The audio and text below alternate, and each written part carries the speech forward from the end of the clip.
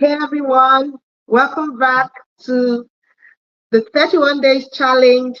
This is day 8. Come on, let me see those that are here with me this night, this evening. Okay, so this is day 8. Are you here? Let me see your thumbs up. Let me see your emojis. Are you here? Please let me see you. This is hello. Come on, let me can you hear me? Can you hear me? Can you see me? Can you hear me? Can you see me? All right, so this is day 8. All right, and today we are talking about what makes our children feel shy. What makes your child feel shy? What makes your child feel embarrassed? Do you know? Do you know? All right, most times, most of these reasons for shyness and reasons for feeling embarrassed are triggered by something. And most times, children have a particular thing that might happen around them that might make them feel embarrassed immediately, or that might make them go into their shell immediately. All right. All right. I'm so excited to dive into this aspect of childish and teenage embarrassment that is something that we ignore these days as parents, but it's really essential. All right. I want us to look at what makes our children and teenagers feel embarrassed. What makes them feel embarrassed? And how much has this already affected them? How much of this thing that makes them embarrassed has already affected them? How much of it has impacted or affected their self-esteem?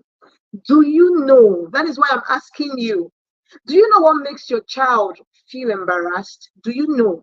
Do you know what makes your child feel shy? In fact, do you know the level of shyness your child has at the moment? Because we have different types of shyness and we have different levels. And let me tell you, there's something common with all 4 types of shyness: the shy secure, the shy withdrawn, the shy dependent, the shy conflicted. There's one thing is common with them, and that is the fact that they all wish that they will be more comfortable in social settings. They all wish that they can just go out there and make friends like every other person. So imagine what this does to their emotions, to their minds. Okay, so I can see your comment. Thank you so much. Do you know what makes your child embarrassed? Do you know what makes your child shy? What triggers it? Now, when it comes to embarrassment and being embarrassed by children, or when it comes to teenagers being embarrassed, so many things can cause it. One of which is the fact that they are more self-conscious. When children begin to get to the age of puberty, which most likely starts by 8, they become more self-conscious. What are they conscious about? They are conscious about their looks. And when they begin because they're not conscious of their looks, they begin to compare themselves or the way they look with the ideals of the society, or with what the society has seen as ideal. So it means that when a child or a teenager begins to develop things like pimple, they feel okay. Most especially at that stage, it's not very common with every teenager. So when theirs become so much, they become extremely into their shell. They become embarrassed by it. All right, they become embarrassed by it immediately, automatically becoming shy of going back to their shells because they don't want people to always see them looking that way. All right, there's an expectation. There's something they expect, there's something they feel should be or should be ideal. And when that doesn't happen, they become uncomfortable. They look at aspects of themselves. Body image becomes an issue. Their appearance becomes an issue. So if you don't ask these questions, like I said, you may never know. All right. I've spoken with some teenagers that I coach in church and online, and I have seen times without number that when you ask these questions, they tell you, okay, this is why I feel this way. A lot of them have told them, okay, I feel this way because I have too many pimples on my face. I feel this way because I just don't like the way my body. They mention a part of their body that they feel makes them look somehow, make them look different. Sometimes they feel embarrassed because they've made mistakes, and you know how it works. Teenagers will always laugh at themselves, maybe in class, in church, or any social setting. Something as little as a teenager tripping makes them feel embarrassed and uncomfortable. Sometimes they will not even want to go back into that setting again. All right, things like teenagers or children that stammer or stutter, sometimes it can make them feel embarrassed. If you don't help them out of it, it becomes a major issue. It becomes a major issue. Something as simple as a little trigger that can cause embarrassment can lead to to trauma. And you know that when trauma develops into post-traumatic stress disorder, it becomes difficult to manage. There are things that even those that go through therapy, after periods of therapy, they still find it difficult to get back to their original self, to get to that point where it becomes difficult, where they never remember some of these things again. So we need to act fast. Yesterday, I talked about being on our toes as parents, bringing on our A games as parents. That was one of the things I mentioned yesterday. When it comes to your child feeling embarrassed, when it comes to your child having issues with shyness, it is not something to fold your hands and just relax and say, hey, they will snap out of it. Do you know how many children have been deprived of of their original, what they were supposed to achieve, or the original plan of God for them, because they are unable to take up some feats in life because of shyness that was not worked on. So as parents, bring on your A game. This issue of over familiarity in parenting, they'll be fine and they'll snap out of it, just the age and all that. We need to begin to understand our roles and not become so over familiar with our roles and responsibilities. Because when it comes to physical responsibilities, we are like, oh, we are all everywhere busy. We want to provide for our families. But let me tell you, the damage that emotional or damage and lack of emotional support can bring to your child, it can last a lifetime if it enters into another stage of trauma. It can last a lifetime. So when you begin to notice shyness or this feeling of embarrassment, always feeling sensitive, because children that feel embarrassed become oversensitive over little things, over the way they look, over what they put on, over just something that you might think is irrelevant, but really relevant or really important to them. So they become really sensitive about these little things. And if you do not support them emotionally, from there they develop into teenagehood. From there it becomes another story. All right. Like I said some time ago, these days we have children going into the university from 15, from 16. So imagine, how would they cope emotionally? How would they cope over there? They go there in 4 years, like they just pass through, nothing is going on. They are just coming out. They're not thinking straight. They're not thinking deep, or they just want to go to class, go back home, just come out of that environment. Now, how do we contribute? How do we contribute to these things as parents? How do we contribute to it? Now, we need to know that confident people welcome new challenges. Confident people welcome new challenges. So if we can help our children welcome new challenges, then we have removed a part of that shyness or that embarrassment that they feel. How do we contribute to it as parents? Sometimes we overreact. But you might think, oh, you're just shouting, we overreact over little things, and they become so sensitive because as they go out there, they feel, if I do this, someone might react this way. If I do this, they just expect that particular kind of reaction they always get from you.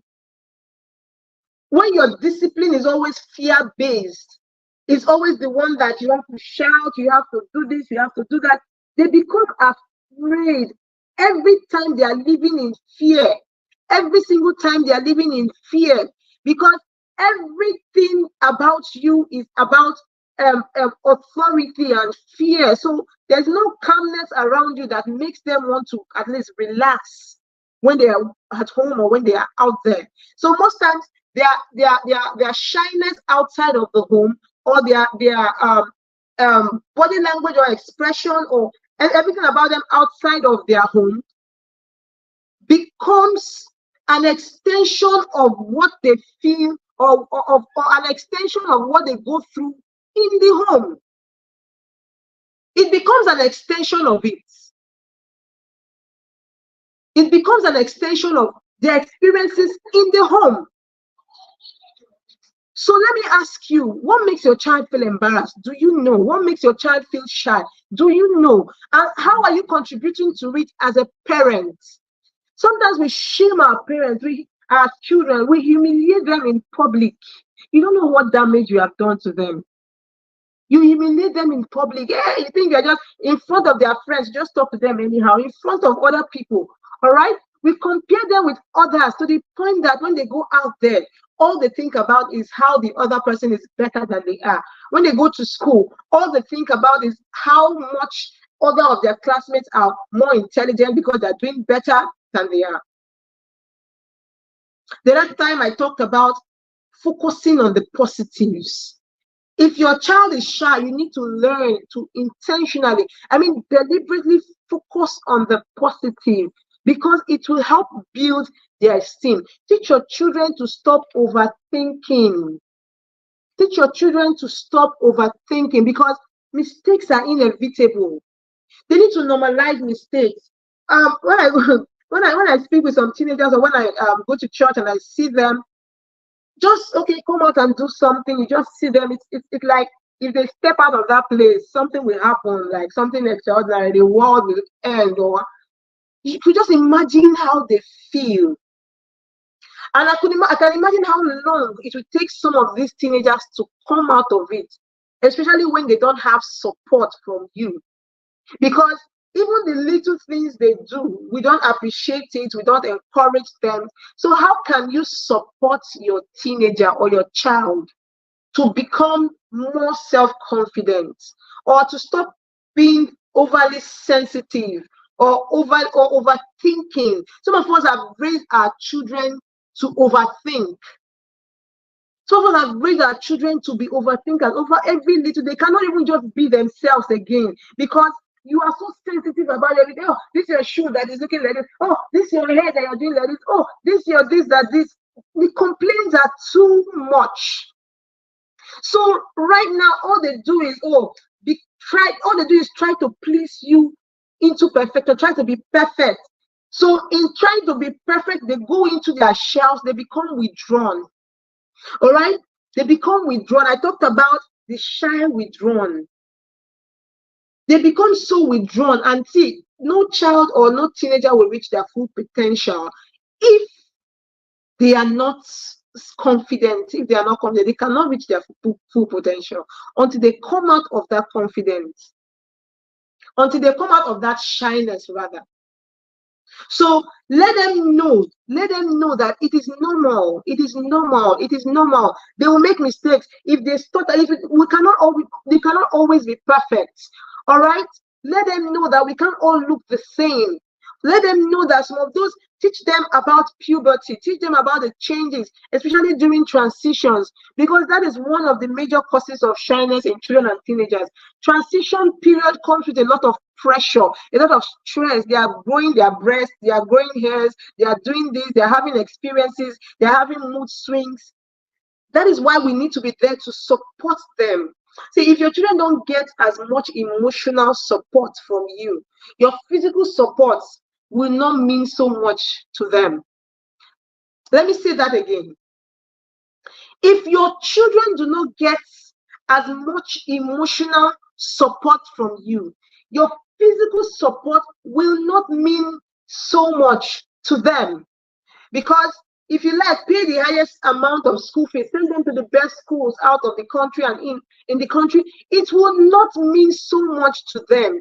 But your emotional support lasts a lifetime in their memory. It lasts a lifetime. The fact that a child is having a particular emotional issue, or is having a particular struggle, and you're able to detect it, or you're able to ask, you've shown concern, and they feel the concern from within them, and then you help them, support them, help them, tell them what to do if possible to come out of it.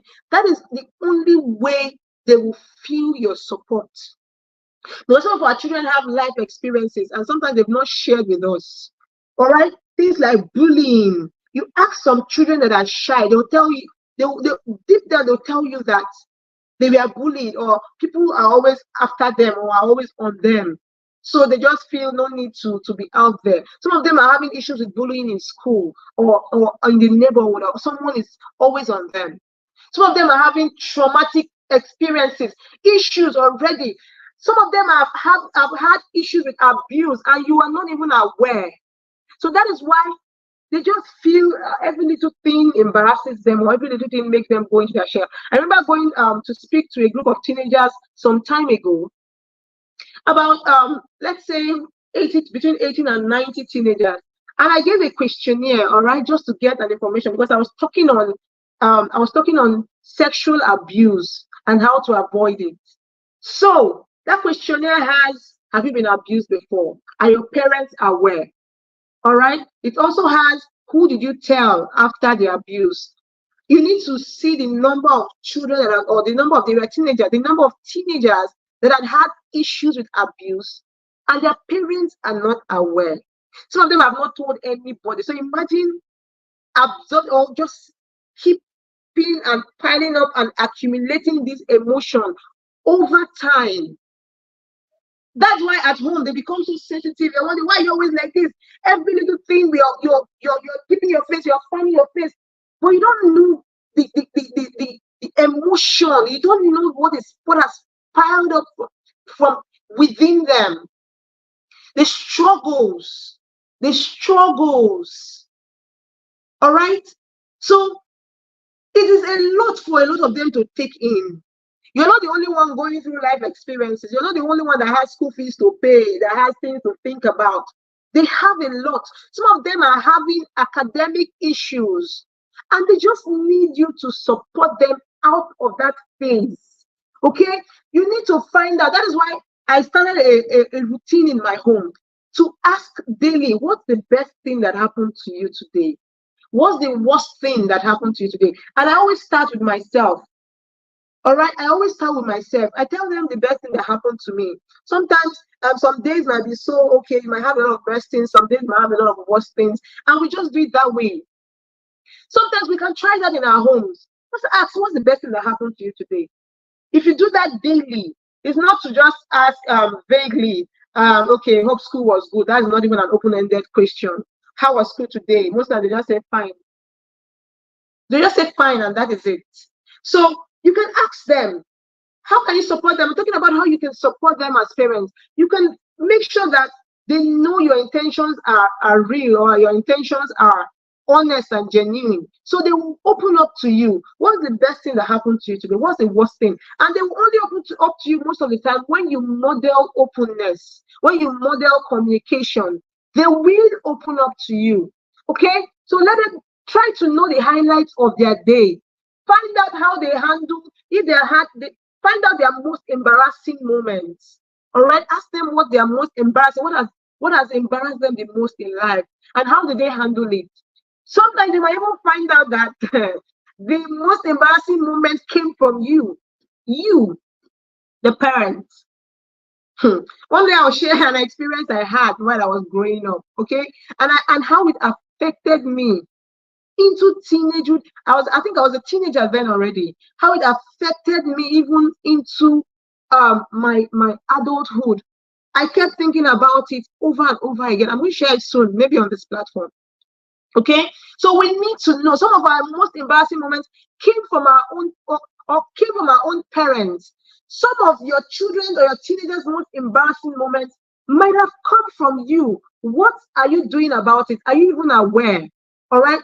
No, what are you doing about it? What are you doing about it? Now, the last thing is you need to model confidence, because shyness most of the times can come from you.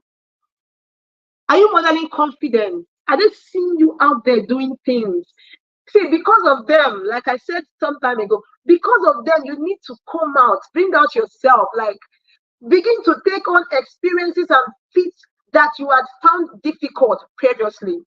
I'm hoping that I was able to give you an information or important information you need on this topic. So, what makes your child feel embarrassed? What makes your child feel shy? Do you know? I'm hoping you do. I'm hoping that you go back and ask. Thank you so much for joining me today. Thank you so much. Please, parents, go back and model, go back and implement. I hope to see you again tomorrow as we take on another challenge. Thank you.